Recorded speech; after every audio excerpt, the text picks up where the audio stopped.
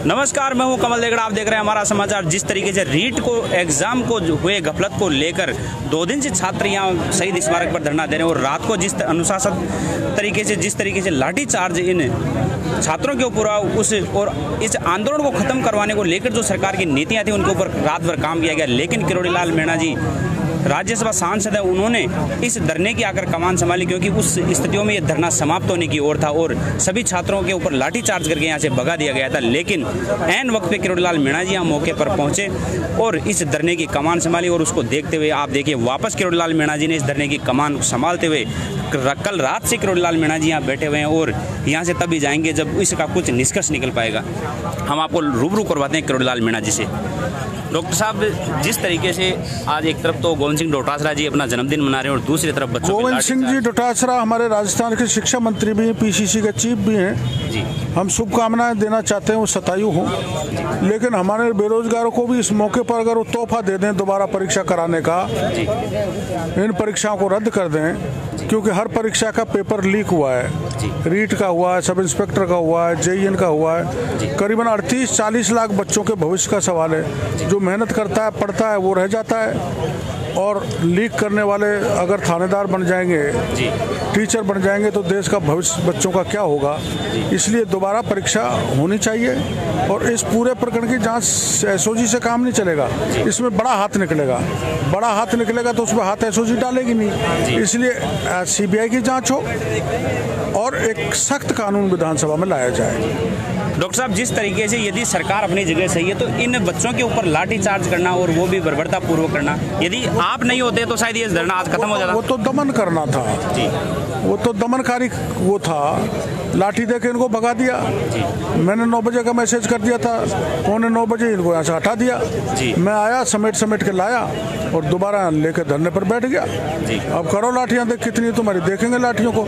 ये थोड़ा है, अगर हम कानून को हाथ में ले तो कार्रवाई करो। लेकिन हम गांधीवादी तरीके से आंदोलन कर रहे हैं तो आप दमन नहीं कर सकते, लाठी नहीं चला सकते, गोली नहीं चला सकते।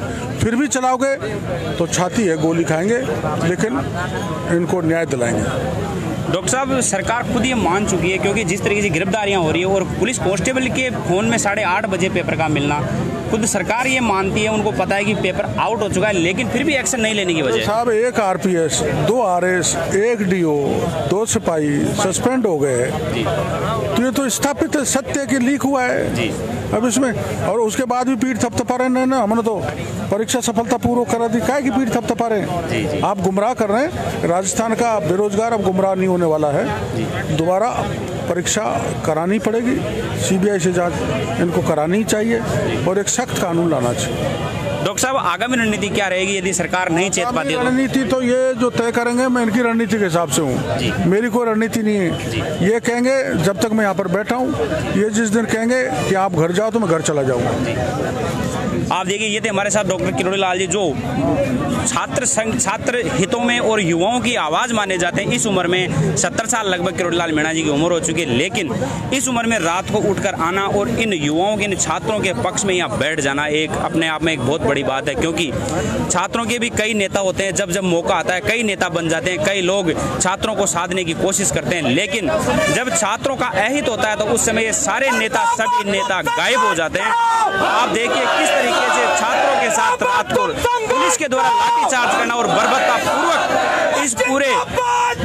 पूर्वक उद्देश्य से इन छात्रों को भगाना, लेकिन मौका रहते किरोड़ी लाल मीणा जी मौके पर पहुंचे और इस धरने में एक नई जान डाल दी। आप लगातार हमारा समाचार के साथ खबरों के लिए बने रहे। हम आपको लाइव तस्वीरें दिखाने शहीद स्मारक से, जहां पर बड़ी संख्या में रीट और एसआई परीक्षा पेपरों के खिलाफ रद्द करवाने के लिए छात्र संगठन और छात्र यहाँ बैठे हैं और जब तक बैठे रहेंगे जब तक इसमें कोई निष्कर्ष नहीं निकल पाएगा। किरोड़ी लाल मीणा जी देखिए आप किस तरीके से 70 साल की उम्र में इन लोगों के लिए बैठे हैं। ये देखिए किरोड़ी लाल मीणा जी का देखिए आप किस तरीके से लोग यहाँ जुड़े हुए हैं, देखिए कितनी संख्या में छात्र यहाँ हैं। एक बार वो एक वो सवाल बोले वो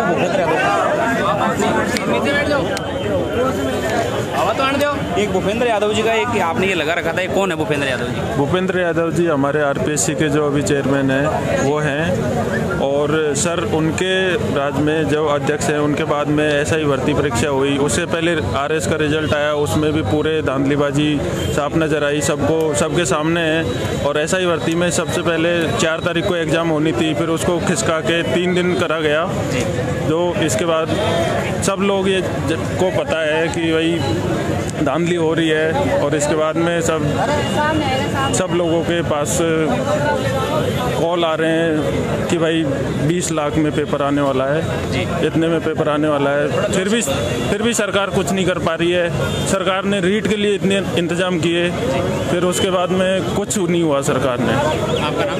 कमल।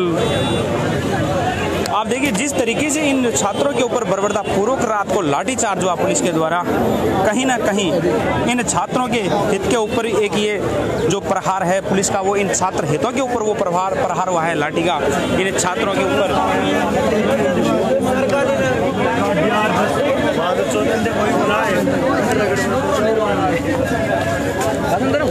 सरकार पुरजोर कोशिश कर रही है कि इस धरने को जल्दी से जल्दी खत्म करवाया जाए, लेकिन ये जो छात्र हैं और छात्र हित है उसको देखते हुए छात्र डटे हुए हैं। और शायद यदि इस मामले में यदि जल्दी से जल्दी कोई संज्ञान नहीं लिया गया तो ये जो छात्र हैं वो जल्दी उग्र होते दिखाई देंगे और सरकार को ये चुनौती देंगे कि छात्र हित के साथ यदि अहित होता है तो किस तरीके से छात्र उग्र होते हैं। जो छात्र और जो युवा हमारे देश की नींव है वो यदि आत्मा को मरोड़ा जा रहा है सरकार के दूसरे रास्ते जाती है तो उसका क्या परिणाम होता है? युवा बेरोजगारों की हत्या की जा रही है, युवा बेरोजगारों की जी। मतलब कि सील टूटी आई है, सरकार के द्वारा कुचला जा रहा है। सरकार ने मतलब 25 लाख बेरोजगारों की जिंदगी तबाह कर दी है। पेपर बेच के मतलब सरकार को के पास सिर्फ एक पेपर बेचने का काम रह गया है। मतलब हम JN भर्ती वाले हम पढ़ाई करना बंद कर देते हैं। JN भर्ती वाले छात्र हम 15 तारीख से लगातार आंदोलन कर रहे हैं, थाने जा रहे हैं और बोर्ड के पास जा रहे हैं, लेकिन वो हमारी कोई सुनने को तैयार नहीं। हम बाबा के पास गए तो बाबा ने सिर्फ हमारी बात सुनी। तो कल हम यहाँ धरना स्थल पे सारे JN वाले, SI वाले, रीट वाले सब का संयुक्त धरना चल रहा था, तो पुलिस ने हमारे ऊपर लाठीचार्ज कर दिया। लाठीचार्ज करने के बाद हमने बाबा को फोन किया तो बाबा दौड़े मतलब 1 घंटे के अंदर यहाँ चले आए। बाबा ने रात हमारे बीच में गुजारी, बेरोजगारों के बीच में। मतलब राजस्थान में एक डॉक्टर किरोड़ी लाल उपेन यादव जिस तरीके से हमें बढ़ते थे युवाओं के छात्र हितों के लिए, उपेन यादव जी कहाँ रिहा होने के बाद भी वो या नहीं? मैं उपेन यादव के बारे में कोई कमेंट नहीं कर सकता, क्योंकि मतलब उन्होंने पता नहीं क्या प्लानिंग करी, उनको मतलब रिहा कर दिया। उसके बाद बेरोजगारों के बीच में आना चाहिए तो वो आए क्यों नहीं? मामला क्या है जी? अब पुलिस हम पर तो मतलब और पुलिस दर्शन नहीं आना चाहिए उनको। उपेन यादव जी को शाम को 6 बजे रिहा हो गए थे। उन्होंने रात को 10 बजे लाइव आके ये बोला कि मैं संघर्ष अभी जारी रखेंगे, लेकिन जारी कैसे रहेगा? हम तो घर बैठे बैठे जारी रहेगा संघर्ष। उनको पता है कि संघर्ष चल रहा है, फिर भी उन्होंने अगली डेट दे दी। पता नहीं क्या डेट दी है, मैं तो सुन रहा हूँ। अगली डेट दी है, अगली आंदोलन की रणनीति बनाने की घोषणा की है, जो भी बोला है। लेकिन उनको पता है कि यहाँ धरना चल रहा है, JN का, SI का, रीट का संयुक्त, तो उनको यहाँ आना चाहिए। जब शाम को ही रिहा हो गए तो अब घर में बैठे रहने का क्या औचित्य है? वो वास्तव में ही मतलब बेरोजगारों को हक की आवाज उठाते हैं या फिर मतलब एक झूठा दिखावा करते सोशल मीडिया पे। अब मीडिया ही हमारे लिए वो है संघर्ष। हाँ सर, मैं ये कहना चाह रहा हूँ, जो उपेन यादव जी हैं उनको गिरफ्तार किया गया, उनको रिहा भी कर दिया गया, लेकिन सभी स्टूडेंट उनका इंतजार करते रहे, लेकिन वो यहाँ पर नहीं आए। सभी को इंतजार करते रहे, आएंगे। और जो हमारे डॉक्टर किरोड़ी लाल मीणा है, हमारे जो पुलिस प्रशासन ने लाठीचार्ज किया था हमारे ऊपर, 1 घंटे में सवाई माधोपुर से सीधे शहीद स्मारक पर पहुंची। अगर आने वाला होता तो जिस तरीके किरोड़ी लाल जी यहाँ आए अपनी जान की बाजी लगाकर, उपेन यादव जी भी आ सकते थे। बिल्कुल आ सकते थे। और जो आंदोलन था, पूरा आंदोलन खराब किया उपेन यादव जी ने जी। अगर वो नहीं होते तो आंदोलन ऐसा। उपेन यादव कांग्रेस का दल्ला है। मेरी बात सुनो सर, यदि जब आंदोलन की डेट फिक्स है, आंदोलन हो रहा है, डॉक्टर साहब खुद आ गए, उनको यहाँ आना चाहिए, समर्थन देना चाहिए। 6 तारीख की डेट क्यों घोषित करी है? आंदोलन को खराब करने के लिए। दूर से आ रहे हैं। उपेंद्र यादव ने 30 तारीख उन्होंने घोषित की थी और हम सब इकट्ठे हुए थे। उनके दर्शन मात्र नहीं हुए यहाँ पे। वो इस आंदोलन को तोड़ने के लिए उन्होंने रीट वालों को अलग से 5 तारीख डेट दे दी। ये उसका बिल्कुल ही एक तरह से आंदोलन को तोड़ने का प्रयास है। वो लड़कों को गुमराह कर रहा है। वो कांग्रेस का एक दलाल बन चुका है। वो एक दल्ला है। वो कुछ नहीं, लड़कों के छात्रों के हित में कुछ नहीं बोलता। वो सिर्फ इन आर्ट्स वाले रीट वालों को गुमराह कर रहा है और वो कुछ भी नहीं कर पाएगा। डॉक्टर जब यहाँ आए तो उनको आना चाहिए। यहाँ सारे हैं, सारे भर्तियों वाले, तो उनको आना चाहिए। क्यों नहीं आए? वो छात्रवृत्ति के बारे में सोच ही नहीं रहे। वो बिल्कुल ही एकदम से इस आंदोलन को तोड़ने का प्रयास कर रहे हैं। आप देखिए किस तरीके से उपेंद्र यादव, क्योंकि रात को उपेंद्र यादव को जिस तरीके से रिहा कर दिया गया था और उपेंद्र यादव जी ने लाइव एक मैसेज दिया था इन छात्रों के लिए, लेकिन उनका ये कहना था कि मैं आप लोगों के साथ हूँ और साथ रहूंगा, कभी भी मैं आपको अकेला नहीं छोड़ूंगा। लेकिन आज की जो स्थितियां और परिस्थितियां यदि हम देखते हैं तो उपेंद्र यादव जी हम मौके पर नहीं आ पाए। यदि आने वाले होते तो, क्योंकि किरोड़ीलाल मीणा जी इस तरीके से यहाँ मौके पर आए तो उपेंद्र यादव भी किसी भी तरीके से यहाँ आ सकते थे और एक जो छात्र शक्ति है, जो युवा हैं, उनके अंदर जोश बढ़ सकते थे। लेकिन हम ये नहीं कह सकते क्या उनके साथ ऐसी परिस्थितियां रही कि वो यहाँ मौके पर नहीं आ सके और अब आगे कि क्या उनकी रणनीति है, क्योंकि छात्रों का कहना है कि उन्होंने 6 तारीख फिर एक डेट जारी कर रहे हैं 6 तारीख की, जबकि ये जो आज 30 तारीख कल से जो धरना चालू हुआ था, 30 तारीख जो डाली गई थी वो उपेंद्र यादव जी की तरफ से 30 तारीख सभी को दी गई थी कि एक बड़े स्तर पर एक धरना प्रदर्शन किया जाएगा। लेकिन मौके पर उपेंद्र यादव का नहीं आना और जिस तरीके से गिरफ्तार करना और रिहा कर देना, ये एक कहीं ना कहीं उनके कैरियर पर और उनकी छवि के ऊपर एक दाग लगाती दिखाई ये स्थितियां दे रही है। आप खबरों के लिए लगातार हमारा समाचार पर बने रहे। हम आपको कल से जो छात्र हैं, जो छात्र शक्ति है और जिस तरीके से उनका दमन हुआ, उनकी खबरें आपको दिखा रहे हैं, लाइव कवरेज हम आपको दिखा रहे हैं शहीद स्मारक MI रोड जयपुर से। आप खबरों के लिए हमारा समाचार के साथ बने रहिए। मैं ये कह रहा हूँ ज़्यादा से ज़्यादा छात्र आए यहाँ पर आप देख सकते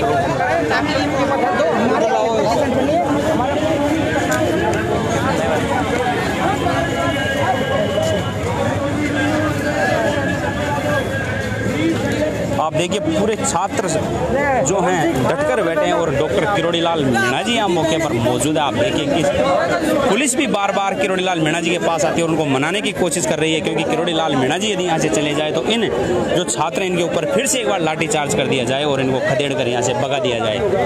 लेकिन अब जिस तरीके से ये जो परिस्थितियाँ, लगता नहीं है कि यहाँ से किरोड़ीलाल मीणा जी उठेंगे और लाठीचार्ज करने का दोबारा यहाँ मौका मिलेगा।